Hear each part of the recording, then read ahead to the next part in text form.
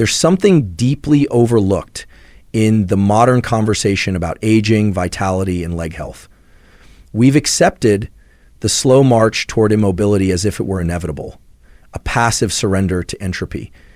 But what if I told you that there's a mechanism, a nutrient, hidden in plain sight that can fundamentally change the way blood moves through your legs, fast and with precision? The body is not chaos. It's order wrapped in complexity. Blood must flow. Muscles must be fed. And for that to happen efficiently, the highways, the arteries, must remain open, flexible, and unclogged. Herein lies the tragedy. Many suffer poor leg circulation not because of fate, but because of ignorance, or worse, because of neglect. There exists a vitamin, K2, that quietly restores the integrity of these internal pathways. Not the more popular K1, which plays its role in clotting, but K2, the regulator of calcium. It doesn't merely support bones, it escorts excess calcium out of arteries, reducing stiffness, enhancing elasticity, and thereby restoring blood flow. Not later, now. But you must ask, why haven't I been told? Perhaps because the culture thrives on crisis more than prevention, but that's no excuse. Your body is not a machine to be ignored until it breaks. It's a system you're morally obligated to maintain. You have a duty to yourself, to those who depend on you, not to decay unnecessarily. This vitamin K2 should be part of your disciplined routine. You owe it to the structure that supports your goals, your legs, your movement, your freedom. Don't wait for the pain to teach you what you can learn through wisdom. The answer is available, the action is clear, the responsibility is yours. Take it seriously. Your life depend on it. The circulatory system is one of the most elegant and vital networks within the human body, and yet it is often taken for granted until it begins to falter. Blood flow is not merely about movement. It's about the continuous delivery of life itself. Oxygen, nutrients, hormones, and immune cells all rely on this stream to reach their intended destinations. When this flow is compromised, particularly in the legs, the consequences are both immediate and long-term. Fatigue, cold extremities, cramping, swelling, even tissue breakdown. What's even more startling is how preventable much of this decline is, if only we understood the underlying biological architecture at play. Arteries are not rigid pipes. They are dynamic, living tissues, designed to stretch and contract in rhythm with the heartbeat. This elasticity is made possible by smooth muscle layers and elastic fibers within arterial walls, which allow them to adjust to blood pressure fluctuations. The endothelium, the inner lining of blood vessels, is a critical player in this system. It releases nitric oxide, a molecule that tells vessels to dilate, improving flow and reducing strain on the heart. But when inflammation sets in or calcium deposits begin to stiffen these walls, that elegant responsiveness erodes. The result is a narrowed, rigid vessel that restricts flow, especially to the lower extremities where blood must travel against gravity. Leg circulation in particular is vulnerable because it demands coordination between heart output, vessel flexibility, and muscular support. When you walk or move, your leg muscles act as pumps, compressing veins and encouraging blood return. But if arteries are blocked or hardened, or if the microcirculation is impaired, oxygen delivery is impaired. The muscles fatigue faster, healing slows, sensation dulls, and in older adults or those with sedentary lifestyles, these problems compound quickly. Maintaining optimal blood flow is not optional. It is foundational. Without it, no muscle can perform, no tissue can regenerate, and no organ can thrive. That is why supporting vascular health is not merely a matter of comfort, it is a prerequisite for vitality. It is through understanding this biology, how blood is meant to move and what disrupts that flow, that we begin to reclaim control over our health. And once we recognize that the system was built to function with astonishing precision, we can begin to take steps to preserve that natural order rather than letting it deteriorate in silence. Vitamin K2 is one of the most overlooked yet crucial nutrients in maintaining vascular health, especially when it comes to optimizing blood flow in the legs. Unlike its more commonly known counterpart, vitamin K1, which is primarily involved in blood clotting, K2 plays a far more nuanced and critical role in calcium regulation.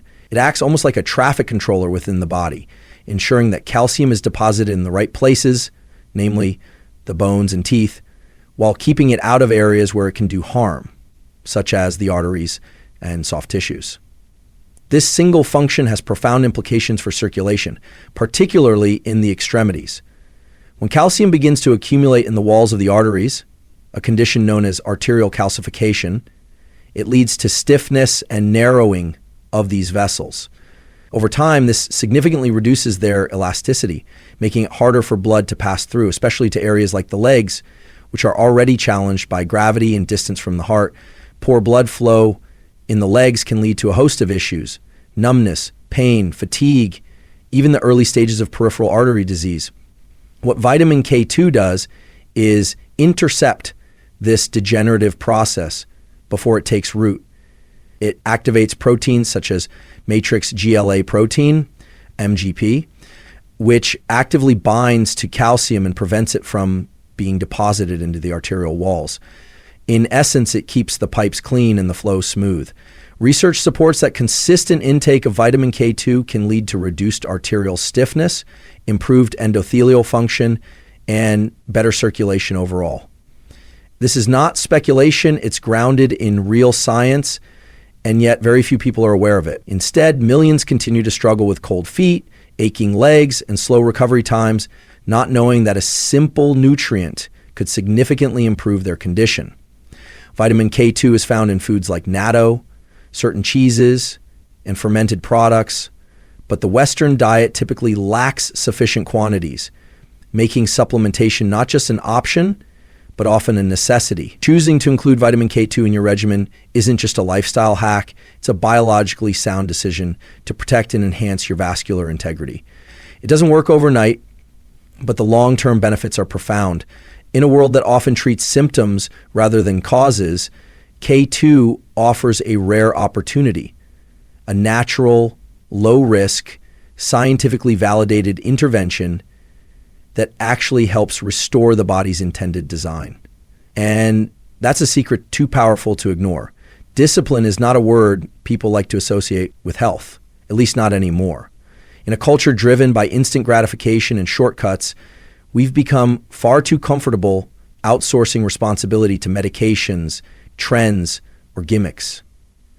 But true health, the kind that endures, the kind that sustains vitality deep into old age, is never the result of convenience. It's the result of structure, of consistency, of discipline.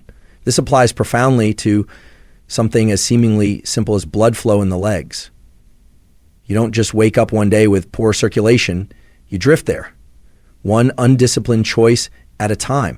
The human body is built on systems, routines written into biology, sleep cycles, hormonal rhythms, nutrient absorption, circulatory efficiency. Each of these processes depends on regularity. If you ignore that regularity, if you eat whatever you want, whenever you want, sit for hours without movement, or treat your body like a machine that never needs maintenance, then deterioration is inevitable. Your arteries begin to harden, your muscles weaken, your metabolism slows, not because of aging itself, but because of a pattern of neglect. When you choose to take control of your routine, what you eat, how you move, what you supplement, and when, you realign yourself with the biological order your body expects. Taking a vitamin like K2 isn't just about popping a pill and hoping for results. It's about making a disciplined, informed decision that's part of a broader commitment to health. You take it daily, with intention, understanding the science and the responsibility. You combine it with movement, hydration, and rest, knowing that these systems only work when supported from all sides. Discipline also forces you to confront the uncomfortable truth that no one is coming to save you from poor health. Not your doctor, not your pharmacy, not the latest biohack. You are responsible. And that's a burden, yes, but it's also a source of empowerment. Because once you accept that responsibility, your decisions gain weight. They matter. And that's when real transformation begins. It's not exciting. It's not dramatic. It's consistent, methodical, and rooted in self-respect. That's what discipline is. It's the daily choice to do what's necessary, even when it's not easy, because your future depends on it. And when it comes to health, that kind of discipline is everything. When circulatory health is ignored, the consequences are often silent at first, subtle signals that something is going wrong beneath the surface, a slight numbness in the feet, a tingling sensation in the calves, occasional cramping during a walk. These are not random inconveniences. They are early warning signs. The problem is that most people dismiss them, attributing the symptoms to fatigue, aging, or the weather. But the truth is far more serious.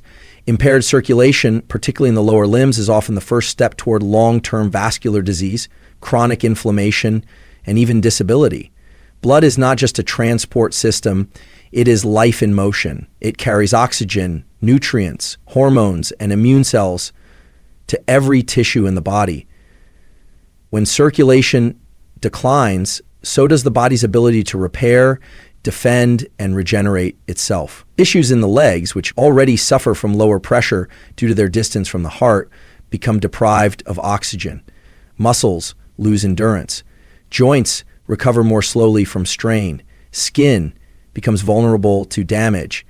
And in more advanced stages, wounds heal slowly or not at all, opening the door to infection and further complications. But the consequences extend far beyond physical discomfort. Poor leg circulation can lead to a dangerous spiral of inactivity. As walking becomes painful, people move less. When they move less, muscles atrophy, the cardiovascular system weakens, and blood flow declines even further. It's a loop of decline that erodes independence, quality of life, and mental health. What begins as a small problem, a neglected warning, can quickly evolve into a condition that disrupts daily living and demands medical intervention. What's worse, the damage is often preventable. The hardening of arteries, the buildup of plaque, the calcification that stiffens blood vessels, these are not overnight developments.